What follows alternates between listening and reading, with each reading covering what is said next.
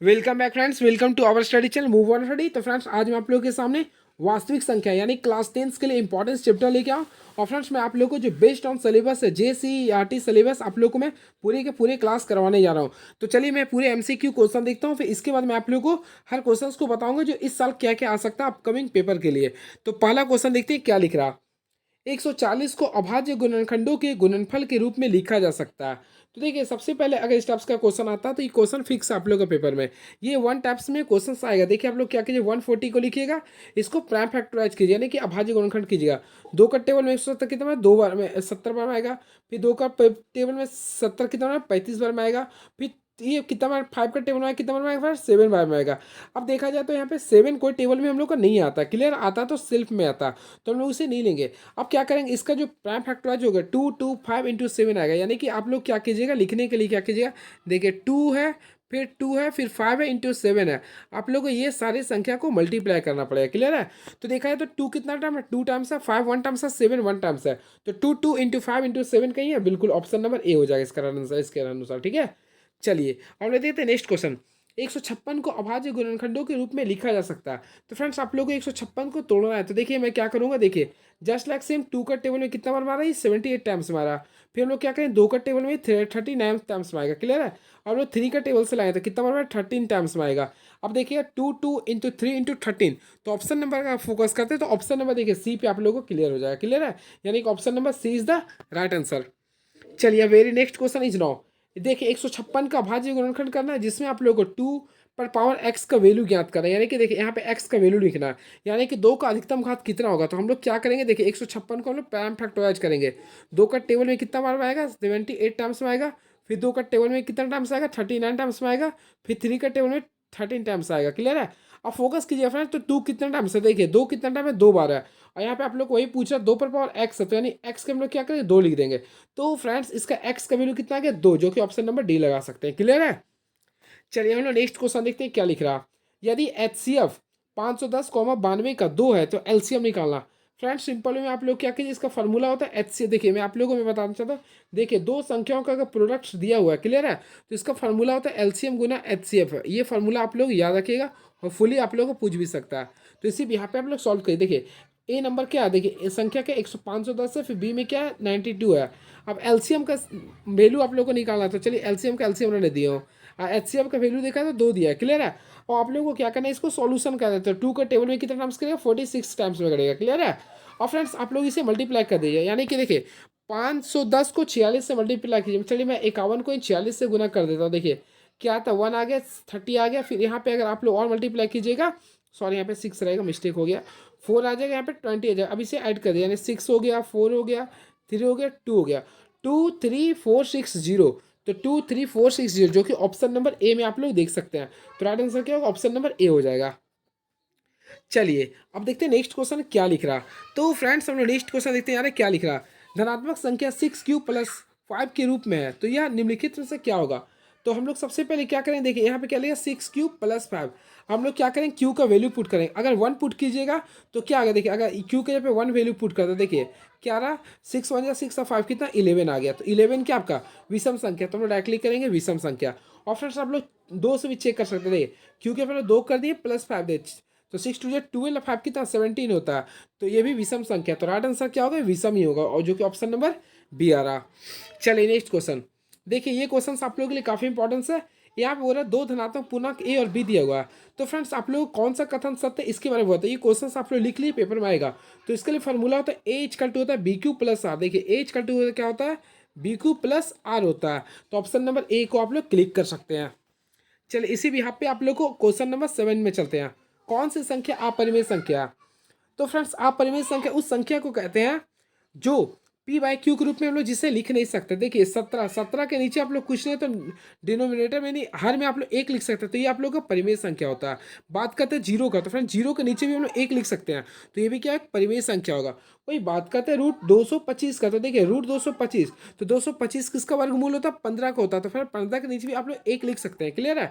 तो ये तीनों संख्या नहीं होगा। लेकिन बात करते हैं पाई का, तो फ्रेंड्स पाई का वैल्यू अनडिफाइंड होता है, यानी कि आप लोग का 3.14 समथिंग ये चलता रहता है, यानी इसका कोई कोई वैल्यू फिक्स नहीं होता, ये चलता रहता है। तो इसलिए ये इसमें पाई जो होगा एक प्रकार का अपरिमेय संख्या होगा। क्या होगा ये? अपरिमेय संख्या। वही फ्रेंड्स क्वेश्चन आता है 22/7 क्या होता है, क्योंकि आप लोग पढ़े होंगे पाई का वैल्यू 22/7 होता है। तो फ्रेंड 22/7 एक प्रकार का परिमेय संख्या है, ये याद रखिएगा। क्लियर? ये दोनों में कन्फ्यूजन होता है, इसलिए मैं आप लोगों को बताया हूँ।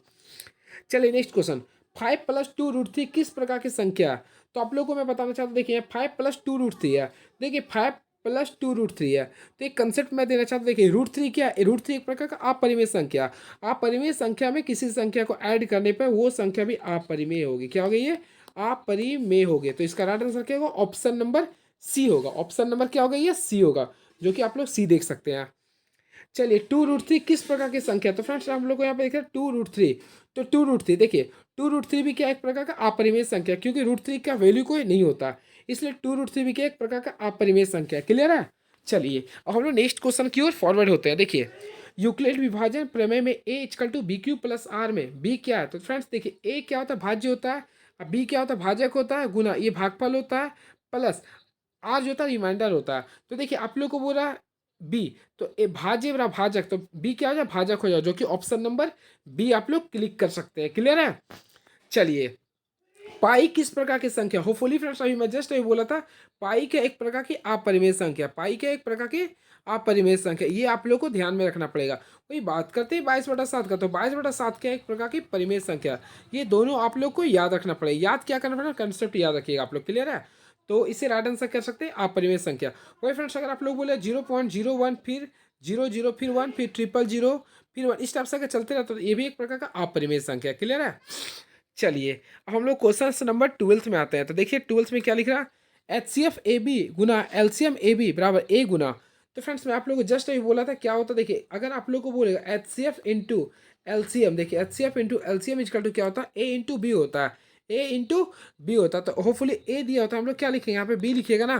तो राइट आंसर देगा तो B कहाँ पे दे रहा है? ऑप्शन नंबर A में दिख रहा है। तो right answer option number E हो जाए, जो कि B भर चुके हैं। क्लियर है? तो 12 में MCQ करवा चुका हूँ। क्लियर है? चलिए अब देखिए ये क्वेश्चंस आप लोग पढ़िए क्या लिख रहा है। यूक्लिड विभाजन प्रेमिका क्या है?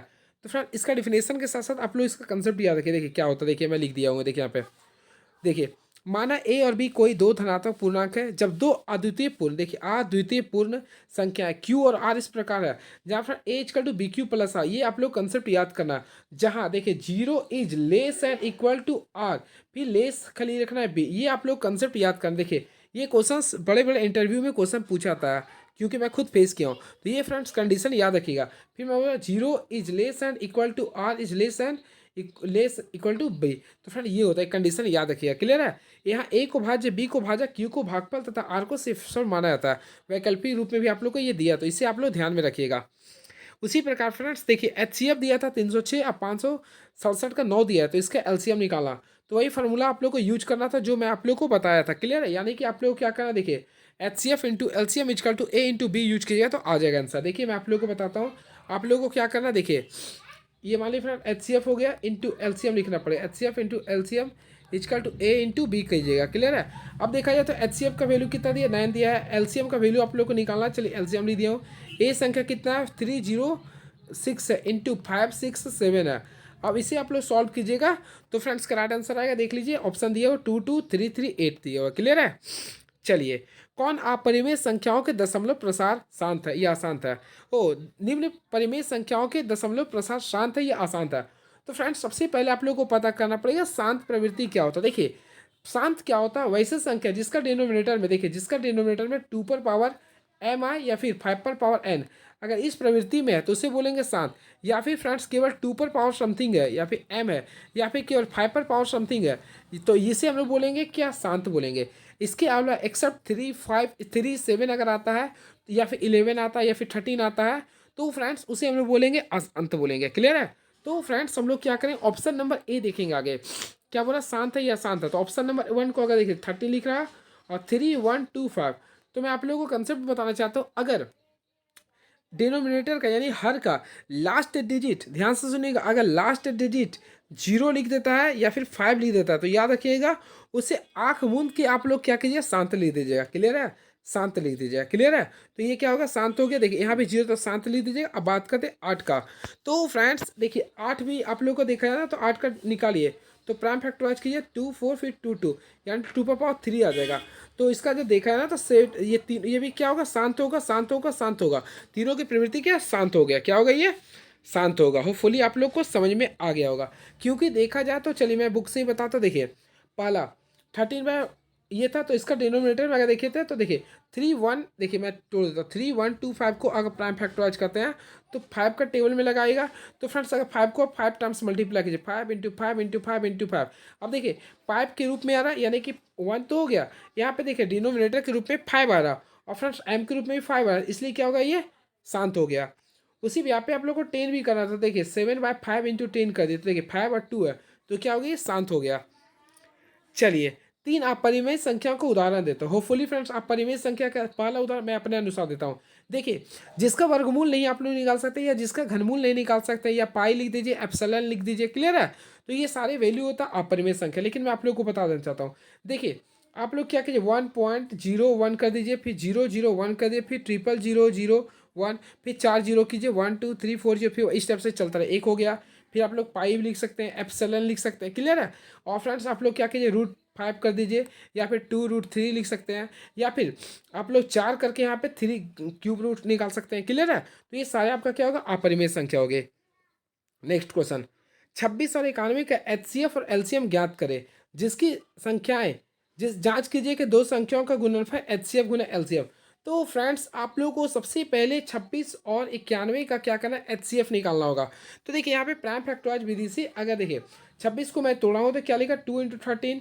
तो फ्रेंड्स इसे आप लोग इजी वे में अगर आप लोग करते हैं तो 26 को अगर तोड़ेंगे तो 2 × 13 होगा। उसी प्रकार अगर आप लोग 91 को तोड़ते हैं तो 7 का टेबल में 13 टाइम्स आता है। क्लियर है? अब इसे आप लोग का एचसीएफ निकालेगा तो दोनों में कॉमन फैक्टर क्या आ रहा, 13। तो एचसीएफ क्या आ गया, 13 आ गया। और सिर्फ यहाँ पे आप लोग इसका एलसीएम निकालते हैं तो क्या होता है, 182 आता है। क्लियर है? तो ये रहा आप लोग का। बाकी ये फ्रेंड्स आप लोग का क्वेश्चन हर हालत में आएगा।